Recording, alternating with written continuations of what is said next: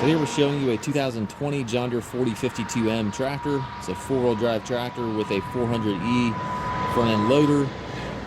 Obviously the open operator has the open operator station, has 51 horsepower and just under 70 hours on it. The tractor is practically new. Comes with the balance of the factory warranty, which runs into 2026.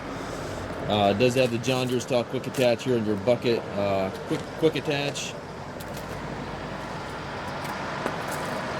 And obviously it's practically a new tractor.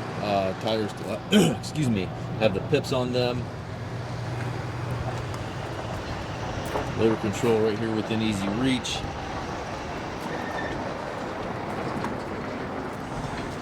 Top link stabilizers, drawbar, PTO, everything's here.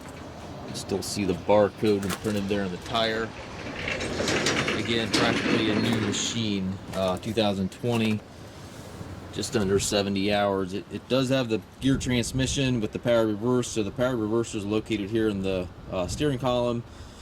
Forward reverse can be shifted without clutching, and then your gear transmission here has to be clutched. You've got 4 gears on this lever, 3 ranges on the other lever back here. Gives you a total of 12 speeds.